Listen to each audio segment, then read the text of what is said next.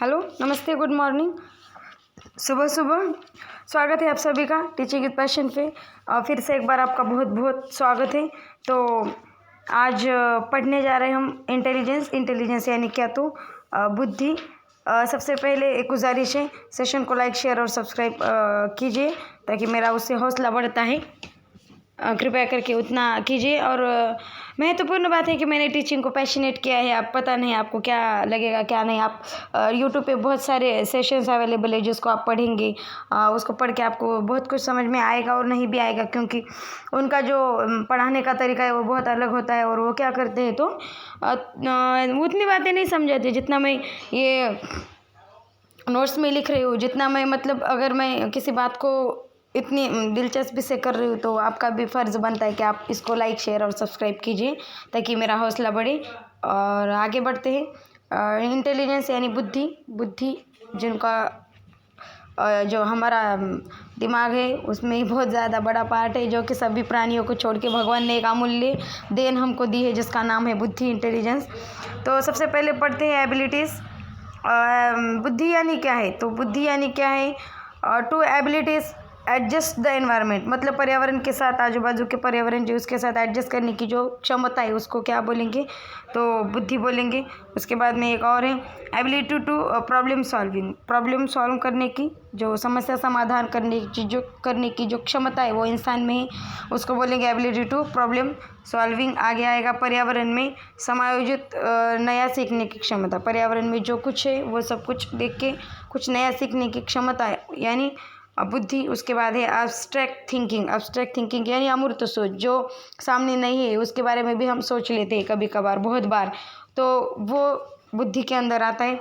तो सबसे पहले इंटेलिजेंस देखेंगे, बुद्धि है तो इंटेलिजेंस देखेंगे। उसमें इंटेलिजेंस यानी इंटेलिजेंस आया कहाँ से, तो वो आया इंटेलिजेंसिया से आया। इंटेलिजेंसिया यानी क्या, तो टू अंडरस्टैंड, इंटेलिजेंसिया यानी टू अंडरस्टैंड, टू एक्सेप्ट, समझने की क्षमता।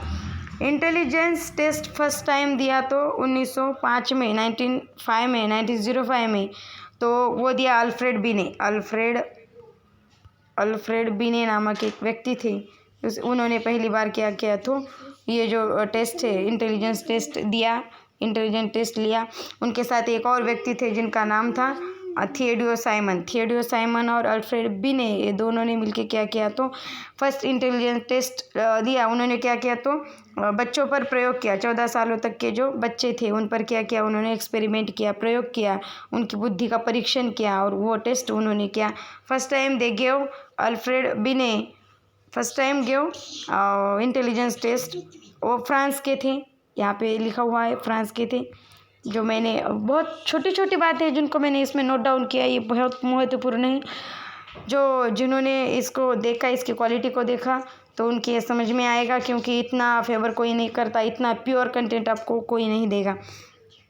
14 सालों तक के बच्चों पर उन्होंने एक्सपेरिमेंट किया। उसके आगे है सर फ्रांसिस गाल्टन नामक एक व्यक्ति थे जिन्होंने सबसे फर्स्ट टाइम पहली बार उन्होंने बुद्धि के बारे में बात की है। उनका नाम है sir Francis Galton. First time they work on intelligence. उसके आगे आएंगे तो आगे एक बात आती है मेंटल एज यानी मानसिक आयु। उसकी बात सबसे पहले की बीने और साइमन, इन दोनों ने मिलकर ये बात की है। मानसिक आयु यानी कोई भी मानसिक क्षमता, समझो किसी इंसान की उम्र 20 साल की है, पर उसका जो 20 साल के एज में उसका जो दिमाग है वो खाली 10 साल के बच्चे जैसा दिमाग काम करता है। कुछ लोग होती है ना, बाल बुद्धि बोलते हैं हम जिनको, तो उनका जो मेंटल एज है वो कम है। उनका जो उनकी आयु है वो, जो उनका फिजिकल एज है वो ज़्यादा है, पर उनका जो मेंटल एज है वो क्या है, कम है। क्रोनोलॉजिकल एज से मेंटल एज क्या है, मैच नहीं खाता, तो वो 10 उम्र की बच्चों की तरह उनका दिमाग होगा। तो उसी को मेंटल एज आपका जो है वो यहाँ पे काउंट किया, उसको उस पर ध्यान दिया, उसको ध्यान में रखा, उस पर काम किया। सबसे पहले आईक्यू कॉन्सेप्ट की जो बात है तो विलियम स्टर्न ने की। आईक्यू कॉन्सेप्ट आया, आईक्यू कॉन्सेप्ट की सबसे पहले बात की 1912 में, मतलब 1912 में, तो वो की विलियम स्टर्न। देखिए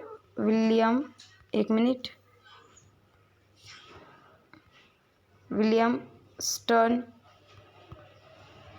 विलियम स्टड ने ये बात की है, आपको याद रहे इसलिए मैंने फिर से लिख दिया। तो आईक्यू का फार्मूला था, आईक्यू का फार्मूला रिवाइज़ किया, आईक्यू का फार्मूला रिवाइज़ किया किसने किया? तो 1916 में, यानी 1916 में वो किया टर्मन, और टर्मन ने ही किया, उनका नाम था लुइस टर्मन ने इस फार्मूले को क्या किया? रिवाइज़ किया। उन्होंने एक मेन फार्मूला, मतलब जिस फार्मूले को आज हम इस्तेमाल करते हैं वो फार्मूला दिया, IQ is equal to MA/CA, IQ is equal to MA/CA। MA यानी क्या? तो मेंटल एज यानी उसका जो माइंडसेट है, माइंडसेट के मुताबिक उसका दिमाग कैसा है, और CA मतलब क्रोनोलॉजिकल एज, मतलब उसका ओरिजिनल में एज क्या है, मतलब वो अगर 20 सालों का है तो वो 20 ईयर उसका क्रोनोलॉजिकल एज हुआ, और अगर वो 10 सालों के जैसा सोचता है तो वो उसका मेंटल एज हुआ, ये उसका मेंटल एज हुआ। देखो 20 साल अगर कोई इंसान की उम्र है तो वो उसका क्रोनोलॉजिकल एज हुआ, यानी CA हुआ, और अगर वो समझो 30 सालों के मुताबिक वो अगर सोचता है, अगर वो गिफ्टेड है तो उसका वो मेंटल एज हुआ, यानी वो MA हुआ। ये बातें उनको याद करने आपको समझनी पड़ेगी। और ये फार्मूला है mental age upon chronological year, और उसको 100 से उन्होंने मल्टीप्लाई किया। ये जो फार्मूला है ये दिया टर्मन ने, लुइस टर्मन नामक एक व्यक्ति थे जिन्होंने इस पर काम किया और उन्होंने ये फार्मूला दिया। उसके आगे आएंगे सर फ्रांसिस गाल्टन, जिनका जिक्र हमने पहले किया है कि उन्होंने सबसे पहले इंटेलिजेंस पे काम किया। उनको फादर ऑफ यूजेनेटिक्स कहते हैं। फादर ऑफ यूजेनेटिक्स यानी क्या? तो जिनमें डिज़ायरेबल ट्रेड्स है वो क्या करे? जनरेशन बढ़ाए, मतलब जिनके दिमागी हालत से जिनका जो IQ लेवल है वो ठीक ठाक है, वही आगे उनका क्या करे? जो उनका क्या जनरेशन बढ़ाए, मतलब वही बच्चे को वगैरह जन्म दे, नहीं तो फिर ये बच्चे जो है तो बुद्धि में ठीक ठाक नहीं जन्मेंगे, तो वो अलग चैप्टर है, उन पर नहीं जाएंगे। पर आपको इतनी बात याद रखनी ज़रूरी है, समझनी ज़रूरी है। देखो पेडागोजी को आप खाली याद नहीं रख सकते, उसको आपको समझना पड़ेगा, उसको आपको अंडरस्टैंड करना पड़ेगा, तभी आप उसको समझ सकते हैं। बुद्धि पर्यावरण के साथ समायोजित करने की क्षमता, सीखने की क्षमता और मूर्त सोच पूरा करने की क्षमता, यानी क्या? तो बुद्धि है। ये बुद्धि का यहाँ पे बुद्धि की व्याख्या की है जो इतनी आपको इम्पोर्टेंट है। नया सीखने की, नया समझने की, जो आपके सामने नहीं है उसके बारे में भी तर्क लगाने की क्षमता, यानी बुद्धि। अकॉर्डिंग टू टर्मन के मुताबिक, अब यहाँ पे टर्मन है, टर्मन के मुताबिक क्या किया? तो उन्होंने एक IQ टेबल दिया। तो थोड़ी सी महत्वपूर्ण बातें हैं, आपको इसको थोड़ा सा, ये मैथ नहीं है, इसको थोड़ा सा खुले दिमाग से एक्सेप्ट करना पड़ेगा तो आपकी समझ में आएगी। गिफ्टेड चाइल्ड यानी वो बच्चे जिनका जो बुद्धि लब्धि है, जिनकी जो IQ लेवल है वो 140 से आगे है, उनको नियर जीनियस बोलेंगे और जीनियस भी बोलेंगे। उसके बाद में आएंगे सुपेरियर यानी क्या? तो जिनका बुद्धि लब्धि क्या है? तो 120 से 129 के बीच में है, उनको हम सुपेरियर बोलेंगे। और एवरेज यानी वो बच्चे जो क्या है? तो 90 से 110 109 के बीच में जिनकी बुद्धि है, वो IQ लेवल है, उनको क्या बोलेंगे? हम एवरेज बोलेंगे। 50% पॉपुलेशन इंडिया का क्या है? तो एवरेज है, एवरेज में आते हैं। उसके बाद में आएगा बॉर्डर लाइन यानी क्या? 70 से 79 के बीच में। और ये भी क्या करेंगे आप, मतलब आप ये जो आपका IQ लेवल है तो भी आप स्कूल में ठीक ठाक से पढ़ा सकते हो। तो ये हुआ बुद्धि का एवरेज IQ लेवल। उसके बाद बॉर्डर लाइन यानी 70 से 79 के बीच में वो क्या करेंगे? स्कूल में पढ़ा सकते हैं, उनका भी ठीक ठाक माइंड सेट हो सकता है। और ये है इडियट यानी सबसे गए गुजरे, तो इनकी जो बुद्धि है वो 0 से 24 होगी। तो इसको आपको याद रखने की ज़रूरत है। जो इडियट है उनकी बुद्धि क्या होगी, उनका IQ लेवल क्या होता, तो क्या होगा? 0 से 24 होगा। और ये 114 के आगे होंगे तो ये गिफ्टेड होंगे, मतलब ये सुपीरियर होंगे, इंटेलिजेंस होंगे। तो यहाँ पे एक बेल कर्व दिया है, बेल कर्व, और इसी को हम बोलेंगे नॉर्मल प्रोबेबिलिटी कर्व। टर्मन ने ही दिया है इसी को भी। तो इसके मुताबिक ये जो टर्मन ने दिया हुआ कर्व है तो इसको देखेंगे हम। सबसे पहले हम देखेंगे तो ये क्या है? ये IQ स्कोर है जो नीचे लिखा हुआ है। उसके बाद में ऊपर जो है तो वो कितने % पॉपुलेशन है, ये पॉपुलेशन है जो इसमें आएगा। तो यहाँ पे देखेंगे जो 0.1% मतलब जो एवरेज से भी नीचे है, जो क्या है? तो इडियट है, वो 0.1% आएंगे। उसके बाद में जो 0.1% थोड़े से उसके आगे है, जो ठीक ठाक है, वो नहीं, ये भी कम बुद्धि में आएंगे, ये भी इडियट में आएंगे। 2% लोग कम बुद्धि में आएंगे। उसके बाद में ये जो है तो ये एवरेज, ये क्या करेंगे, तो ये जो 14% और इधर के 14% ये क्या करेंगे, तो बॉर्डर लाइन में आएंगे। बॉर्डर लाइन में आएंगे जिनका IQ लेवल 70 से 85 होगा, ये बॉर्डर लाइन में आएंगे। और ये जो है ये एवरेज पॉपुलेशन में आएगा, जिनका बुद्धि लेवल क्या होगा एवरेज पॉपुलेशन का 90 से 109 के बीच में होगा। इनमें कभी करीब 50% पॉपुलेशन इसी में आएगी। और ये 14% ये भी क्या करेंगे, ये गिफ्टेड से थोड़े नीचे आएंगे, मतलब इनकी भी जो बुद्धि है वो सुपेरियर होगी, अच्छी होगी। और ये जो 2% पॉपुलेशन है ये सुपेरियर में आएगा, इनका IQ लेवल बहुत ज़्यादा अच्छा होगा। ये गिफ्टेड चाइल्ड होंगे, इनके किन में क्रिएटिविटी भी होगी, सृजनात्मकता भी होगी, नया कुछ निर्माण करने की क्षमता भी होगी, हर तरह से इंटेलिजेंट होंगे। तो ये बच्चे इसमें 2% पॉपुलेशन में आएगी। ये था बुद्धि का कर्व। इसको आपको बार बार 1-2 बार देखेंगे तो आपको ये समझ में आ ही जाएगा। तो आगे बढ़ते हैं। यहाँ पे एक और बात आती है अकॉर्डिंग टू रेंजुली। रेंजुली नामक एक व्यक्ति है जिन्होंने क्या किया, तो ये मॉडल दिया जिसको रेंजुली ही बोलते हैं। तो यहाँ पे उन्होंने, ये बच्चे हैं, 3 कैटेगरी के बच्चे हैं। तो इनमें जो ये बीच का पार्ट है, जो रेड में मैंने यहाँ पे जिसको रेड में ड्रॉ किया है, जो रेड में जिसको कलराइज किया है, वो है गिफ्टेड चाइल्ड। तो जिनमें क्या होगा, वो हायर एबिलिटी होगी, मतलब सोचने की उनमें बहुत ज़्यादा क्षमता होगी, हायर एबिलिटी होगी उनमें, सोचने की क्षमता होगी। तो वो भी उनमें आएगी। उसके बाद हाई क्रिएटिविटी आएगी, सृजनात्मकता, नया कुछ करने की क्षमता उनमें बहुत ज़्यादा होगी, तो वो भी इनमें आएगी। और एक और बात आएगी उनमें, हाई कमिटमेंट, मतलब उन्होंने अगर कोई बात ठान ली तो वो उसको करके ही छोड़ेंगे। ये तीनों बातें जिनमें आएंगी वो होंगे गिफ्टेड चाइल्ड, बुद्धिमान चाइल्ड। उनको हम जीनियस भी बोल सकते हैं, उनको जीनियस भी बोलेंगे। तो ये जो बीच का पार्ट है ये गिफ्टेड चाइल्ड में आएगा। और ये किस में आएगी, तो ये इस कैटेगरी में आएगी।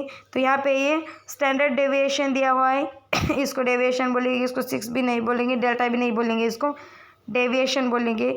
ये डेविएशन है बिटवीन 0 से 2। ये बिटवीन 0 से 2 जो होंगे तो वो इस डेविएशन में आएंगे। उसके बाद में ये है 0 से 0 डेविएशन, मतलब आगे नहीं पीछे नहीं, वो सेंटर पे बॉर्डर लाइन पे होंगे।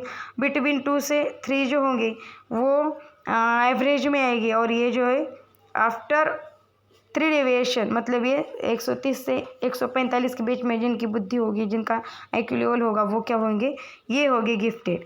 ये जो चाइल्ड है ये गिफ्टेड होंगे। गिफ्टेड को हम क्या करेंगे, तो उनको स्टैंडर्ड डेविएशन 3 में, और उससे आगे होगा ही नहीं कुछ, तो स्टैंडर्ड डेविएशन 3 में होगा, जिनके अंदर ये पूरे गुण होंगे, जिनमें हाई क्रिएटिविटी होगी, हाई एबिलिटी होगी, हाई क्रिएटिविटी होगी और हाई कमिटमेंट होगा, वो आएंगे गिफ्टेड में। ठीक है ना। रेंजुली का ये मॉडल है। आपको प्रश्न अगर सीटेट में 1 मार्क के लिए आएगा कि रेंजुली का मॉडल है, ये पूरी आपको ये फिगर दे देंगे और बोलेंगे कि इनमें ये जो बीच का पार्ट है तो ये कौन से IQ लेवल के चाइल्ड होंगे, और उनकी जो डेविएशन है स्टैंडर्ड डेविएशन वो कौन से डेविएशन के अंदर आएंगे, तो आप बोलेंगे वो 3 स्टैंडर्ड डेविएशन 3 के अंदर आएंगे। उनका बुद्धि IQ लेवल क्या होगा, तो उनका 130 से 145 उनका IQ लेवल होगा, और इनको गिफ्टेड चाइल्ड बोलेंगे। ऐसा आप परीक्षा में वहाँ पे देखेंगे और लिखेंगे। ये था आपका अकॉर्डिंग टू रेंजुली का मॉडल।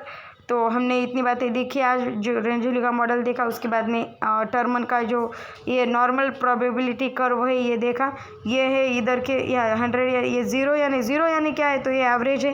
ये इसके आगे की बुद्धि होगी, मतलब ये हायर बुद्धि होगी, और यहाँ पे ये लोअर बुद्धि होगी, मतलब इधर नीचे कर्व जाएगा। तो इधर सबसे इडियट आएंगे और इधर सुपीरियर आएंगे। यहाँ पे सुपीरियर सबसे होशियार बच्चे जो गिफ्टेड चाइल्ड है वो यहाँ पे आएंगे, और जो कम बुद्धि है, जो बाल बुद्धि है, वो यहाँ पे आएंगे। ये थी कुछ पति की बातें। इतने अगर ये पूरा चार्ट अगर आपको याद रहेगा तो बहुत बड़ी बात होगी। यहाँ पे आपको एक क्वेश्चन इनमें से ज़रूर सीटेट में आएगा। उसके पीछे सबसे पहले हमने मेंटल एज देखा। मेंटल एज को बिने और साइमन ने दिया। IQ कॉन्सेप्ट किसने दी, तो IQ कॉन्सेप्ट स्टर्न ने दी, 1912 में दी वो। उसके बाद में फार्मूला रिवाइज़ किया, तो फार्मूला टर्मन ने रिवाइज़ किया। लुइस टर्मन ने mental age upon chronological age into 100 ये फार्मूला था, और इसको टर्मन ने दिया। Sir Francis Galton father of eugenics कहते हैं उनको। और बुद्धि की यहाँ पे व्याख्या हमने देखी। उसके बाद सबसे पहले हमने देखा था इंटेलिजेंस, बुद्धि यानी एडजस्ट करने की, इन्वायरमेंट के साथ एडजस्ट करने की, पर्यावरण में समायोजित करने की क्षमता, एब्स्ट्रैक्ट थिंकिंग का अमूर्त सोच की क्षमता। उसके बाद में इंटेलिजेंस, इंटेलिजेंस आया इंटेलिजिया से। इस इंटेलिजेंस जो कंसेप्ट है, फर्स्ट टाइम इसका फार्मूला इंटेलिजेंस टेस्ट किसने यूज़ किया, तो वो किया था बिने ने। सबसे बड़ी बात है, बिने को याद रखिए, टर्मर को याद रखिए और साइमन को याद रखिए। इसमें से कुछ ना कुछ तो आपको ज़रूर एग्जाम में आएगा। थियोडोर साइमन भी थे इसके साथ। सर फ्रांसिस गाल्टन एक व्यक्ति है जिन्होंने सबसे पहले बुद्धि पे काम किया। यह था हमारा सेशन। अब बात आती है आपकी। सेशन को लाइक कीजिए, शेयर कीजिए और सब्सक्राइब कीजिए। इन नोट्स को अपनी नोटबुक में उतारिए और आपको पूरी तरह से पेडागोजी, साइकोलॉजी को समझने की ज़रूरत है। ये बातें याद करने से नहीं होती, इनको समझना पड़ेगा, इनको अंडरस्टैंड करना पड़ेगा। यह था हमारा सेशन। और आगे हमें बुद्धि की कुछ थियरीज देखनी है जिनमें से आपको एक प्रश्न ज़रूर आएगा। इतने में आपका एक प्रश्न ज़रूर बनेगा सीटेट का। तो इतनी बातें आपको समझने की ज़रूरत है, लिखने की ज़रूरत है। और महत्वपूर्ण बात, सेशन को लाइक, शेयर और सब्सक्राइब करने की, तो वो आप कर ही देंगे। अगर नहीं करेंगे तो आपकी मर्ज़ी, करेंगे तो आपकी मर्ज़ी। जो 10-11 लोग हैं जो हर दिन इस सेशन को देखते हैं, उनका बहुत बहुत शुक्रिया। और सेशन को देख ही रहे तो पूरा देखिए, क्योंकि आप अगर थोड़ा बहुत देख के छोड़ देंगे तो उसका कोई मतलब नहीं रहेगा। देखिए ही रहे तो पूरा देखिए और उसको दिमाग में ठीक ठाक से बिठाइए। 1 बार 2 बार देखिए तो आपके याद में आ ही जाएगा। याद में मतलब आपकी समझ में आ ही जाएगा। तो अभी के लिए रुक जाते हैं। Be one constant with yourself. अपने साथ बने रहिए, खुद पर विश्वास कीजिए, आप ज़रूर कामयाब होंगे। और यहाँ पे रुक जाते हैं। आगे की मतलब जो बातें हैं तो दोपहर के बाद एक मैं सेशन ज़रूर डाल दूँगी जो बुद्धि का आगे का होगा, बुद्धि की थेरीज़ होगी उसमें। और थर्ड आई का बुद्धि की जो थेरीज़ है जो इम्पोर्टेंट है सीटेट के लिए, वो मैं आपको डालूँगी वहाँ पे। तो लाइक करेंगे तो थोड़ा सा मेरा हौसला बढ़ेगा कि मैं कर रही हूँ वो सही है। तो यहाँ पे अभी के लिए रुक जाते हैं। जय हिंद, जय भारत।